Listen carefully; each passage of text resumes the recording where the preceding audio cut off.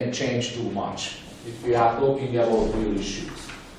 So, the state, the government people, the politician has to come up with some solutions.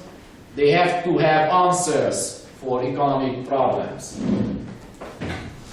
And this is where what tools they have, it's usually budget and money. So for example, if there is a problem with the health system, at the end of the day, something should be done by the state. It might be a new regulation, it might be new institutions, or it might be a different way of spending, or we might spend more money on the health system. And this is the same for the education, this is the same for public safety, this is for defense. So for example, after 2001, 9/11, the attack on the World Trade Center, and the US felt that they have a real security issue, and probably they were right. Of course, politicians could have very nice speeches that how they should fight against terrorism, but what's happened in real time? The US government spent, let's say, 2 times, 3 times, 5 times, I don't know exactly how much, you can search probably, more money on defense and on military expenditures.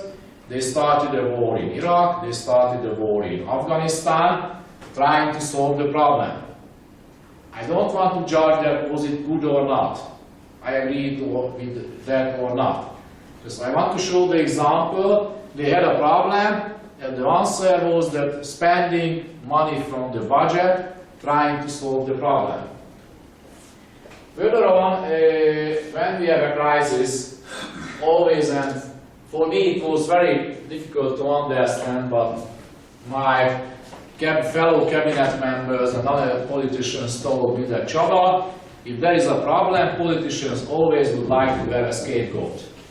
So it's not enough that we have an analysis that what's happened. We have an answer how to avoid that situation again.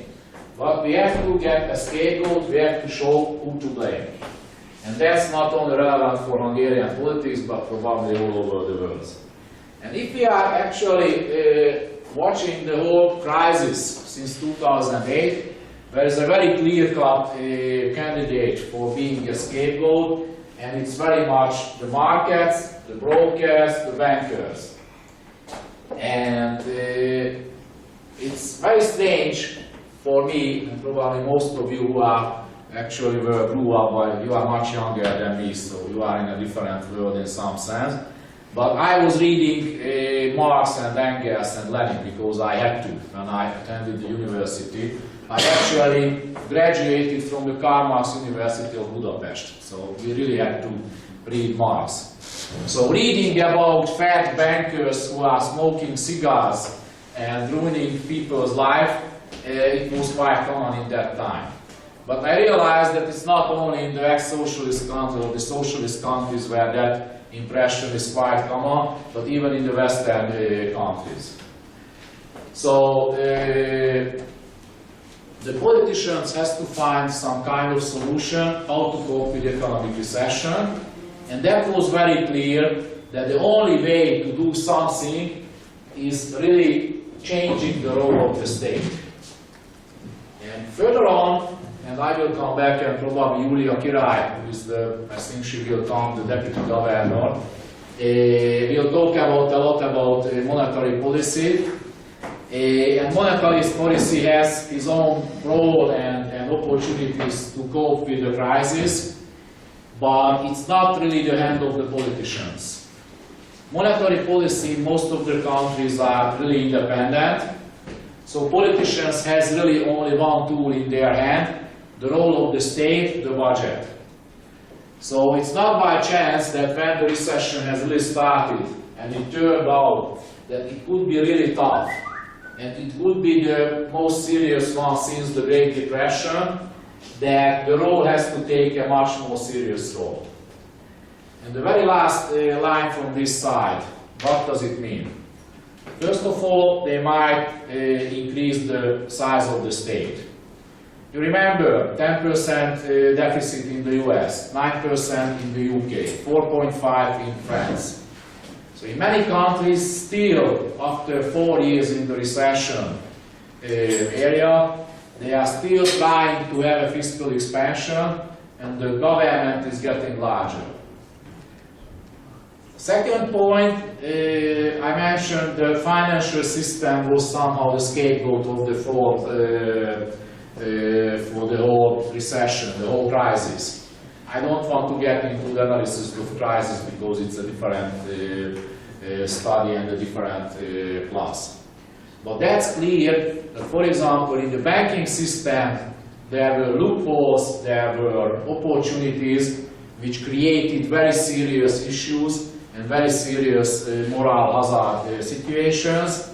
The game was taken over by the bankers and by the shareholders, and the bill at the end was paid by the taxpayers. So new regulation is coming in many areas.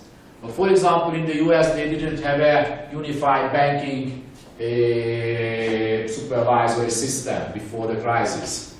I've heard that AIG, which created $100 billion size of loss to the US taxpayers, most of that bill was coming from a UK subsidiary, where the UK financial supervisory saw that the Americans are supervising that company, and the Americans believe that the UK is supervising that company. So at the end of the day, no one was supervising, and they created more than $100 billion loss in that company, which should have paid or bailed out by US taxpayers.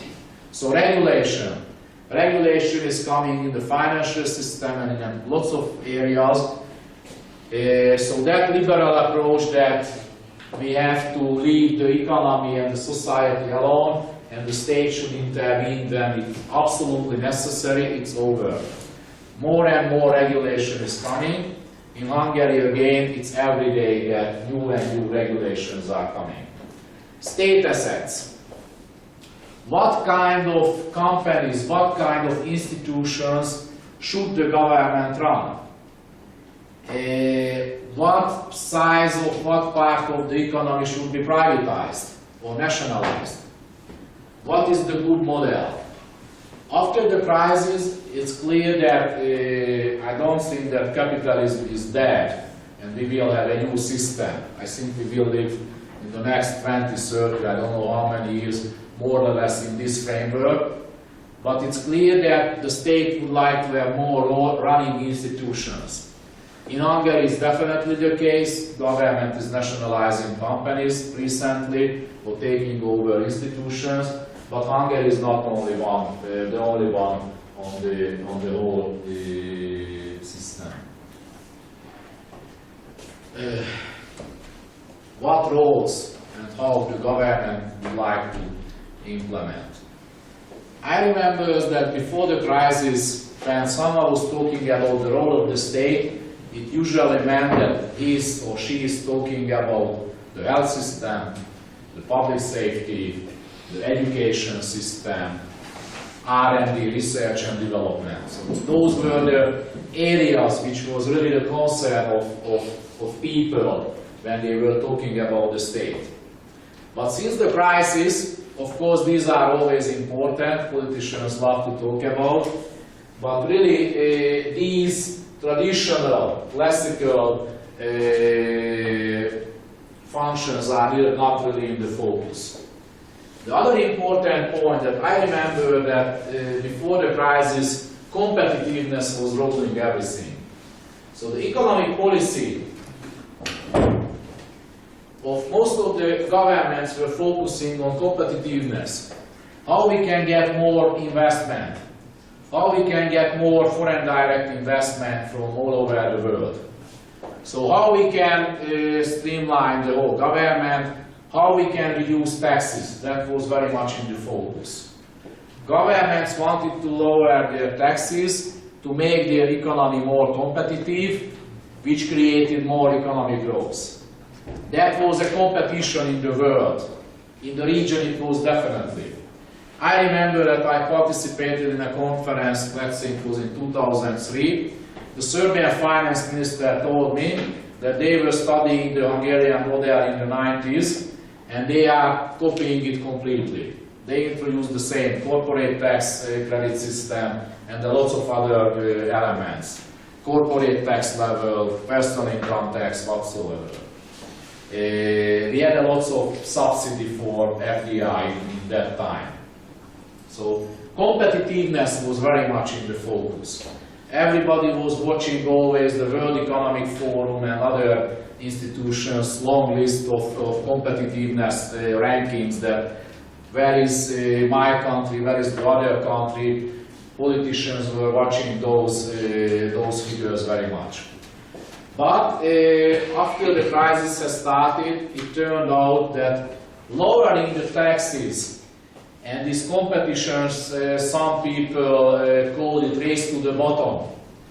So race to the bottom, lowering taxes to almost to the zero, it's not enough. It's not creating a good situation for the economy, and it's not sustainable. So before 2008, even in Western Europe, many countries, they were talking about how to reduce their tax level. If you look at the figures in the last 4 years, you will find that many countries in Europe actually raised their taxes. They raised their corporate tax, they raised their VAT, value-added taxes, they raised their personal income taxes. In Hungary, for example, when I was in the office, I think the general VAT raise was 20%. Right now, probably because you are living in Budapest, we holding the world record, probably we have 27% VAT rate. And we are not the only one raising VAT rate recently.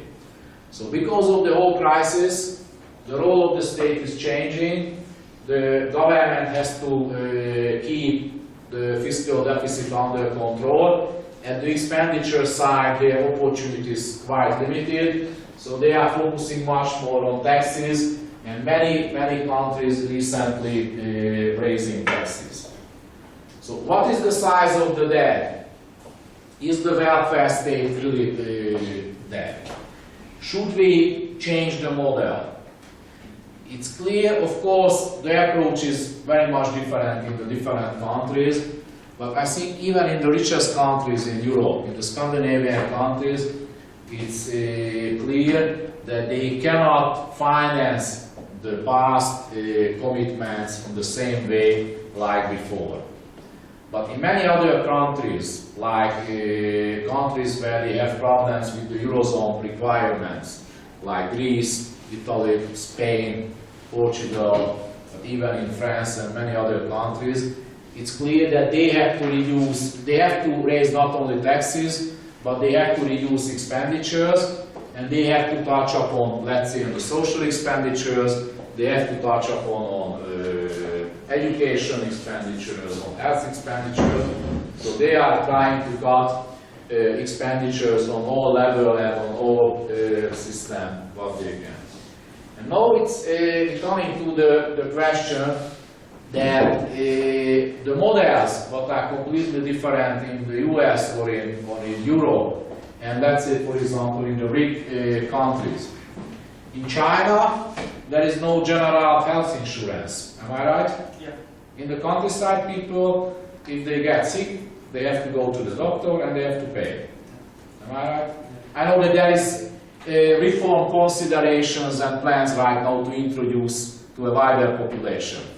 So in China, let's say 500, 600, 400 million people, they don't have any health insurance. Pension system in these countries are not that widespread like in European countries. Again, China. Is there a pension to everybody? No.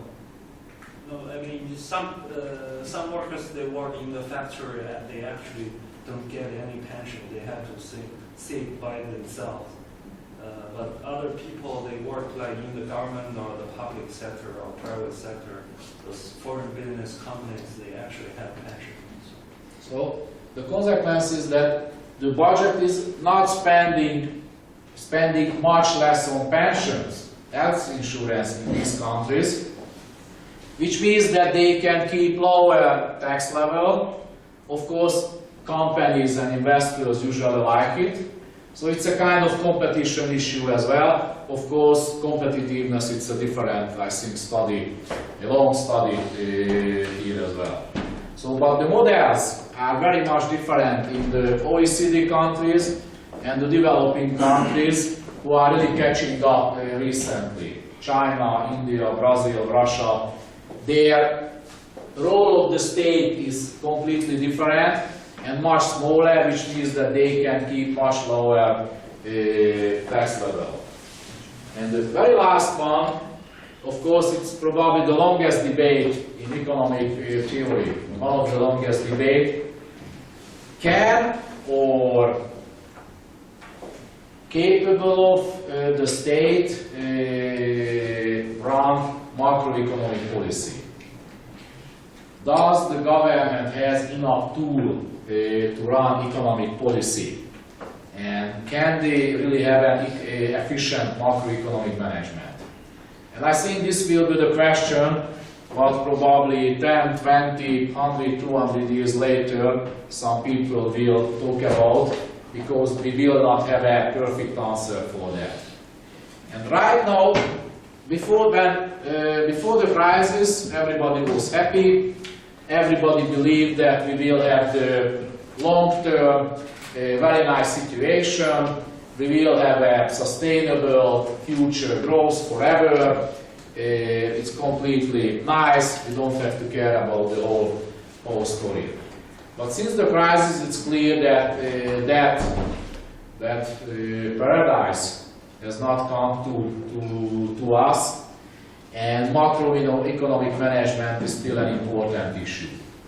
And I already mentioned that monetary policy is in the hand of the central bank, which is very much independent from the government. Fiscal policy is mostly the main tool what they can use for macroeconomic management. But if, and that's another lesson of the whole crisis, if someone would like to have an efficient macroeconomic policy, if there is no coordination between the fiscal policy and the monetary policy, probably it would be the worst for the whole economy. So that's very important that regarding fiscal policy, the main focus is macroeconomic management, but fiscal policies alone is not enough. They have to cooperate with monetary policy. A little bit repeating or adding more to what I already told. So when the crisis has started, some people thought that Keynes is back, Keynes is reloaded. We have to again rely on Keynes' principle. We have to run a fiscal expansion, and via fiscal expansion we can stabilize economy. We can get back to economic growth. And after that, we can get back to the new track, and we can continue with that good economic growth situation. Of course, when you have a fiscal expansion, monetary policy always getting into the trouble, and that was a very much. I don't remember Mr. Allen. I don't know how much do you remember Alan Greenspan. He was the king of the universe, he was the magic people, he was the magic man, and the whole market and everybody believed what monetary policy is doing, it will be enough to keep economic growth forever.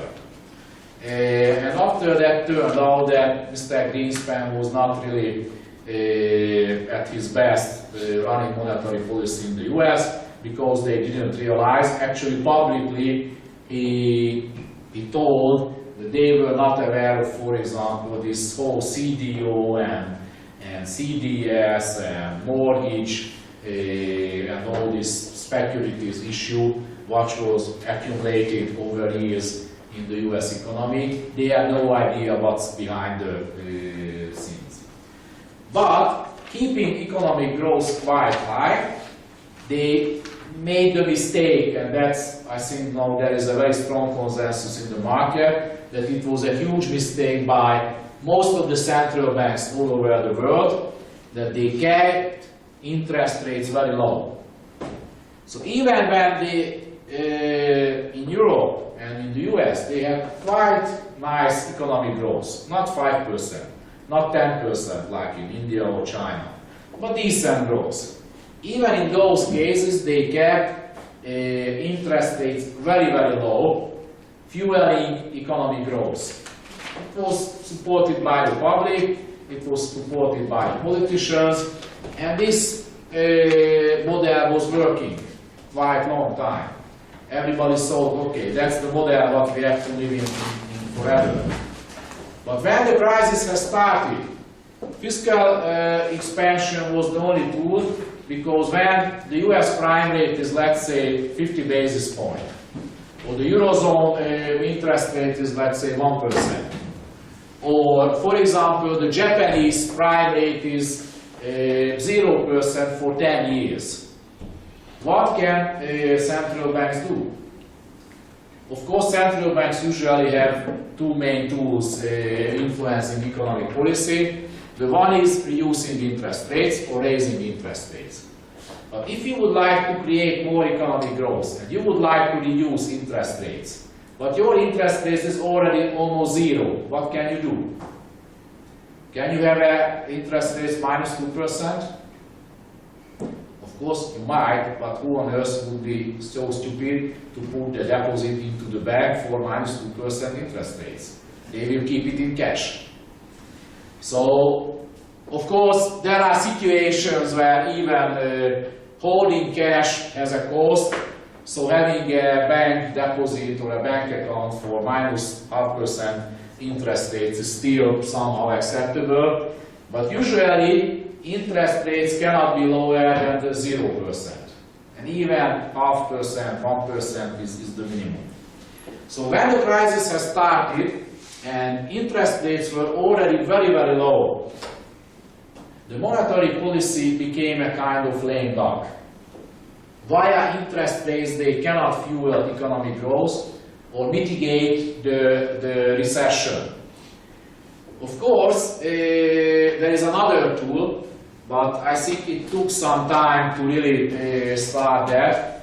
Monetary expansion, meaning injecting money into the system. And that's really happened. Fiscal expansion, interest rates, monetary policy was a lame duck. So this so-called monetary easing, that's the very nice name of the game, which actually means creating money. So that was actually the first phase of the crisis, fiscal expansion, and in some sense central banks were taking over the losses of the financial sector and they were creating money by monetary easing. But after that it turned out very quickly that fiscal expansion is maybe not sustainable on the long run. In 2008-9, fiscal expansion was actually all over the world, but very quickly it turned out that investors might get upset, or they might worry about the sustainability of the fiscal expansion. It started with Greece in Europe, after that continued with Ireland, Portugal, Spain, Italy, with the most problematic countries. So in the second phase, it turned out that monetary easing could be continued with that, but fiscal expansion should be get under control, and they were trying to consolidate the budget. I think this is starting mostly beginning of 2010-11, where fiscal consolidation get really more in the focus, and most of the governments were trying to consolidate their budget, keeping the government debt under control. So monetary policy stand alone and trying to cope with the crisis. But what does it mean? So reading, you've learned already macroeconomics. So when central bank is injecting money into the system, injecting more and more money, what could be the outcome of that situation? Exactly. But I don't know, there is a movie, Crisis on the Wall Street or something like that. I've seen it on HBO.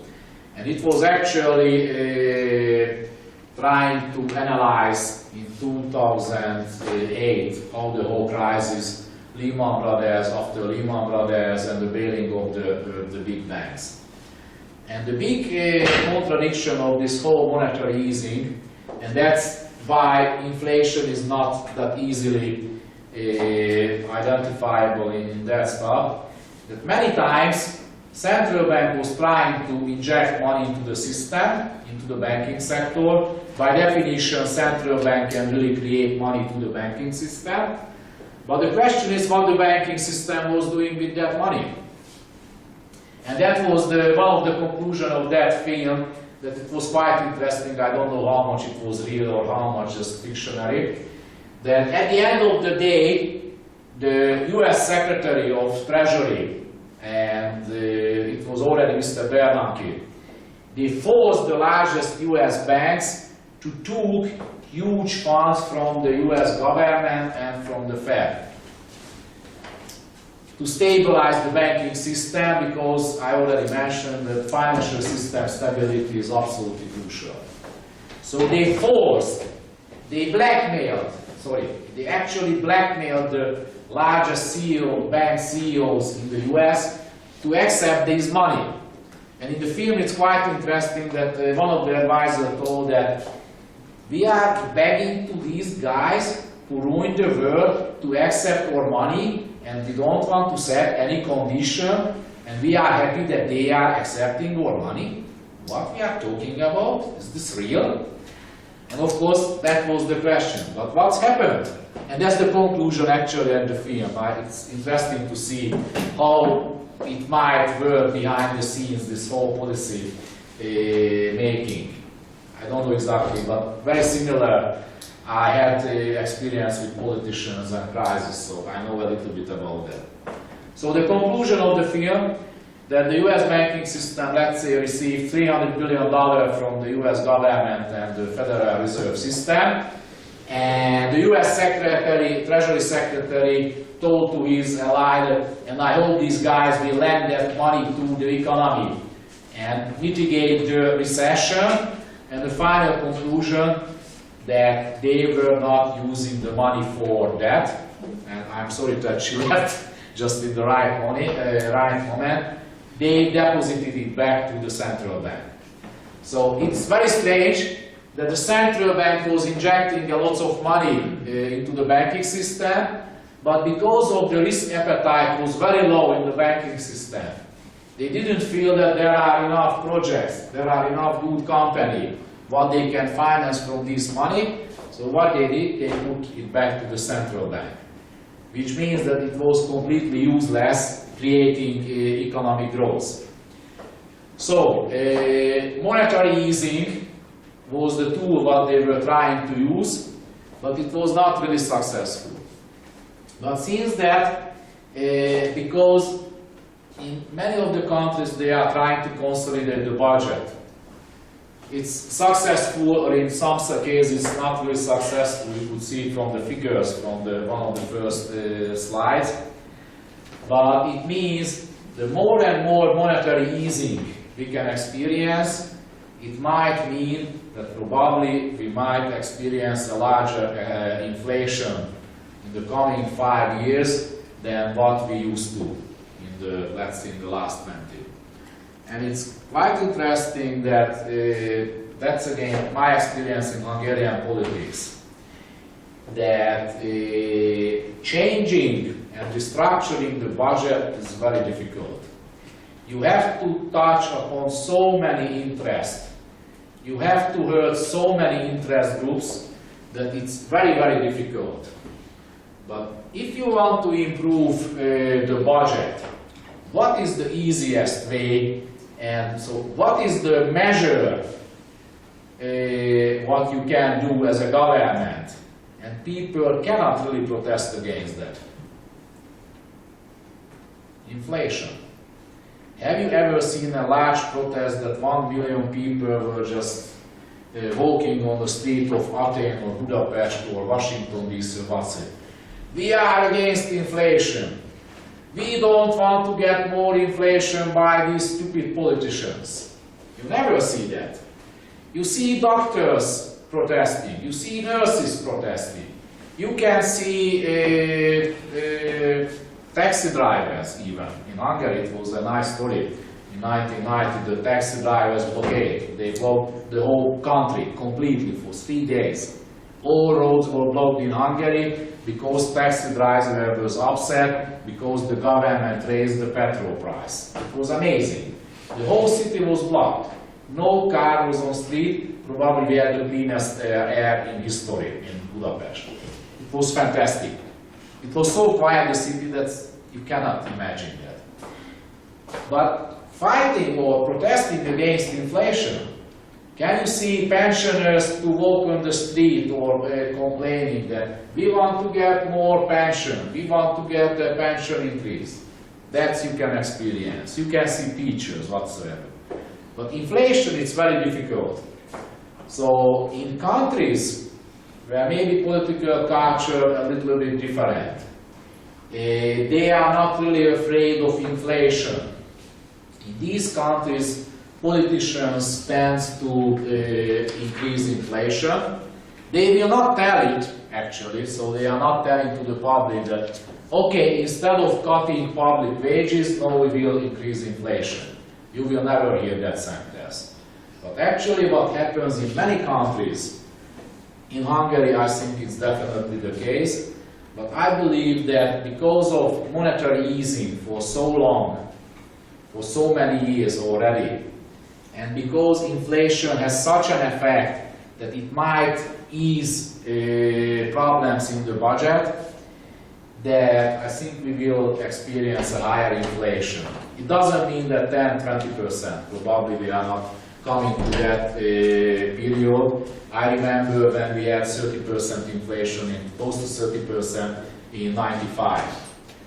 So I was just explaining that why inflation is not that coming easily. When central bank is injecting money, but if the banks is putting back the money as a deposit, it's not creating inflation because no money supply increase in the economy.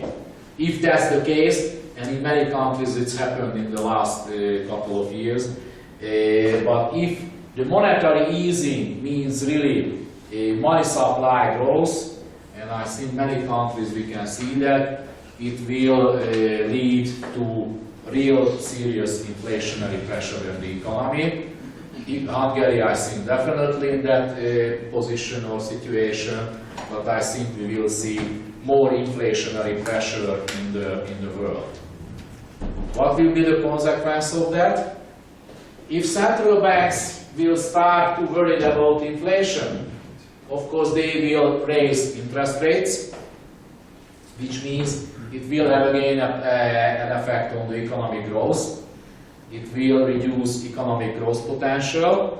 But what is the other very important effect if usually central bank is raising prime rate? What is the other important effect? Someone?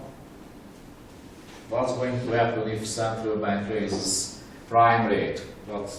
Who is really hurt in that case? Taxpayers. And why?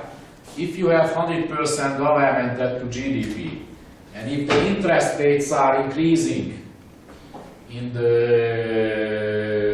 market, it means by definition that probably the budget has to pay larger interest rates as well, higher interest rates. So if you have a government debt to GDP 100%, and today the interest rate was 2%, in that case, of course, there is maturities and repricing, it takes time, but on the long run, you pay, let's say, 10% of the GDP from the budget to the investors. But if it goes up to 4%, what's going to happen? Of course, over time, when maturities are expiring and more new debt is coming into the outstanding debt, let's say 10 years 5 years' time it will go up to 4%. The average interest rate of the debt, which means 4% of the GDP should be paid from the government budget to the government bondholders, which will have, of course, 2% GDP extra pressure on the budget. Government deficit will be increased, or they have to cut expenditures, or they have to raise taxes. So on the short run, I think 1, 2, 3 years, inflation might help to solve problems in the budget. But when the market realizes that we have a higher inflation world, when ordinary people realize that we have a higher inflation, when entrepreneurs realize that we have a higher inflation, everybody will start to adjust. And of course, private individuals will demand higher wages. Companies will raise their prices more. So this is why inflation is very dangerous, because it might lead to higher and higher and higher inflation, what of course central banks want to avoid. So when they feel a real danger of a higher inflation, they have to raise, by definition, interest rates very drastically. And when we can get to that situation, we will be in real trouble. And to what extent can inflation help the fiscal deficit to be lower? I mean, in percentage points or in longer term projections? Of course, it's depending on the size that what. And for example, in '95, I hope Mr. Bokros has explained his famous Bokros package. Am I right? Not in details. Nothing. Oh, I'm really sorry, because he was the finance minister in that time, and I was his deputy state secretary in charge of budget. So that's where we know each other. So in '95, the stabilization program started in March, middle of March, 12th of March actually. And that means that we created, probably intentionally, but not really communicated, an extra 10% inflation by surprise to the whole economy. And because it was a surprise, we depreciated the forint and introduced the so-called extra custom surcharge. So it was a surprise inflation via increasing taxes, via depreciation of the forint. So I think it helped 3–4% of the whole budget restructuring just via inflation.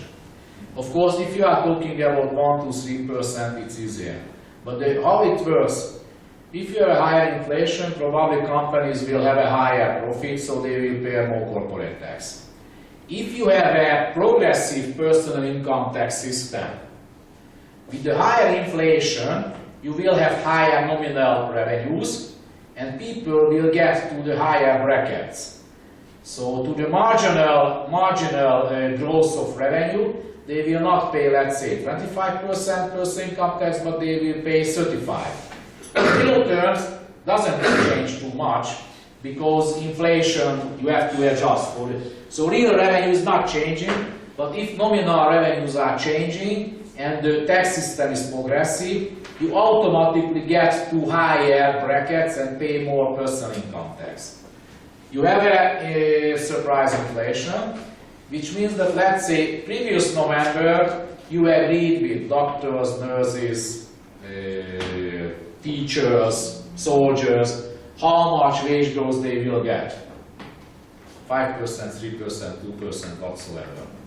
But if you have a surprise inflation, and you can still keep, let's say, agreed 3%, and their real wages will be reduced, so the real burden of the budget on public wages will be smaller. So there are a number of elements which might help to reduce the budget deficit via inflation. Of course, if the players are very cautious, very conscious, they realize that what's the game about, they might adjust very quickly. In the Hungarian pension system, for example, there is an element that if inflation is higher, you have to adjust and you have to pay a higher pension to the pensioners. So let's say we have an end of the year, we have to calculate what was the final inflation, and you have to adjust pension increase according to that backward looking. So if we calculated 4% inflation, we gave 4% increase to the pensioners, but later it turns out it was 5.3%. The extra 1.3% should be given back to the pensioners from the beginning of the year. That's Hungarian rule. Usually pensioners have some kind of adjustment.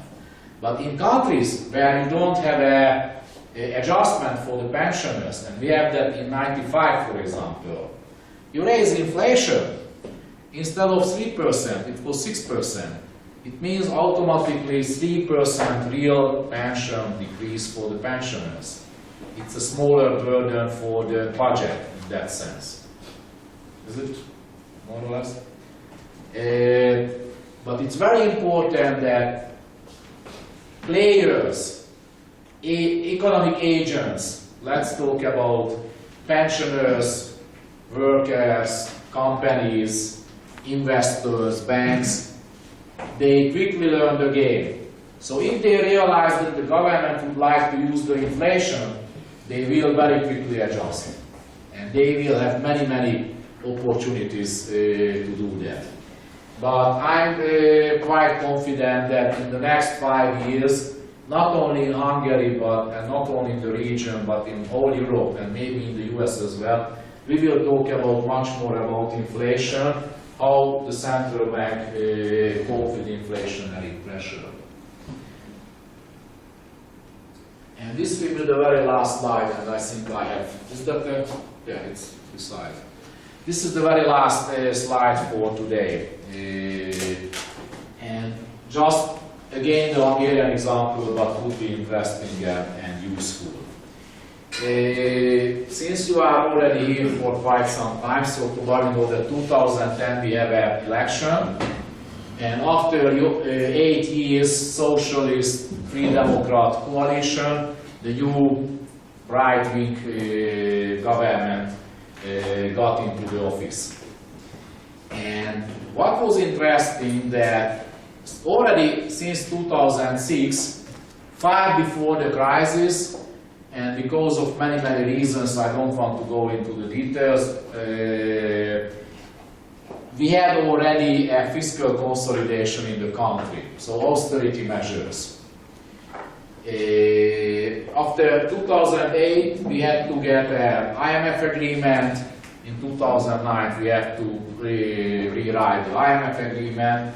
So in 2010, already 4 years, we had a fiscal consolidation and a much smaller economic growth than in the other countries. And of course, and in 2008, but more in 2009-10, we had a serious recession in Hungary.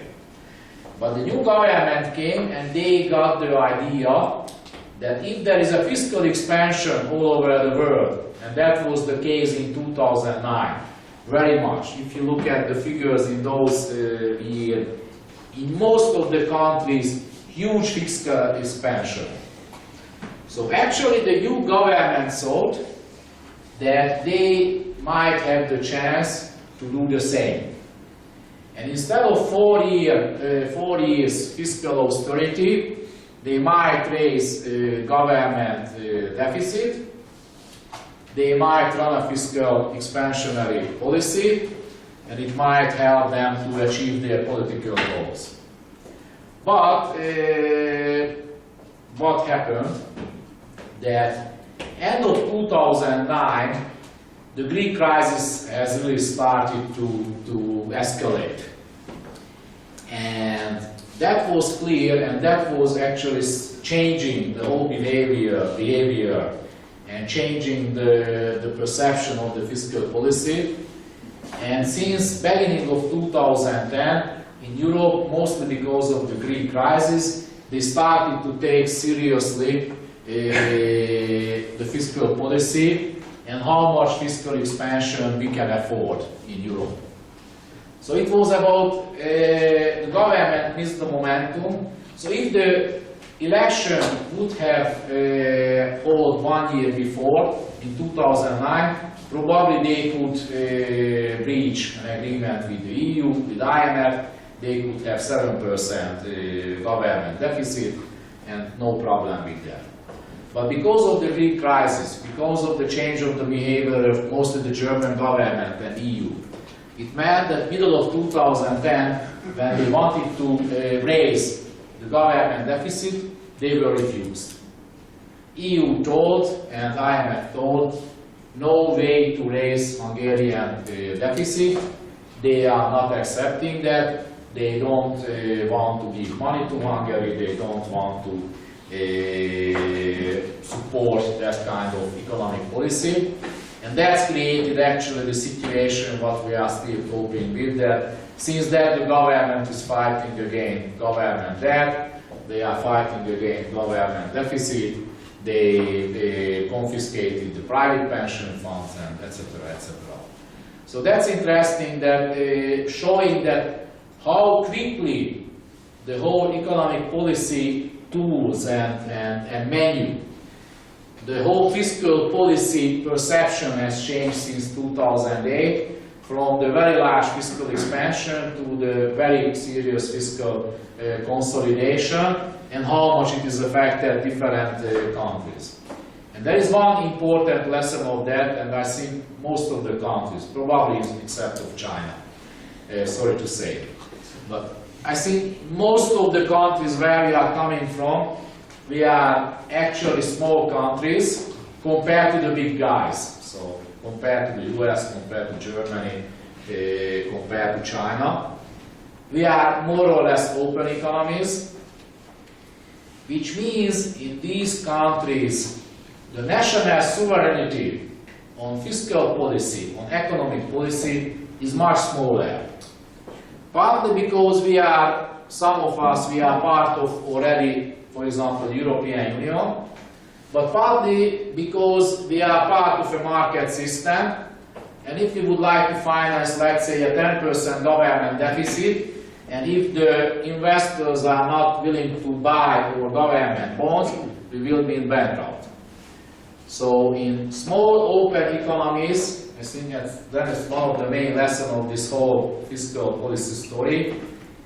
In small open economies, the government opportunity to run independent fiscal policy, independent economic policy, and it's the same for the central bank, is very limited. Very, very limited. It turned out in Hungary and in other countries, if we are trying to go against the market, it's almost hopeless.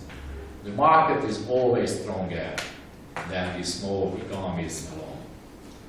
So that was for today. Thank you very much for your attention. And I don't know when we will see you next time, probably next week. So thanks a lot. Have a nice day.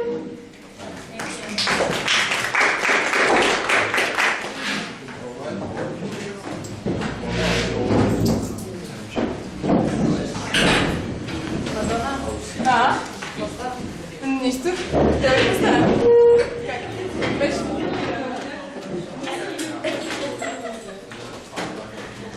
Ама, я трябва да спать.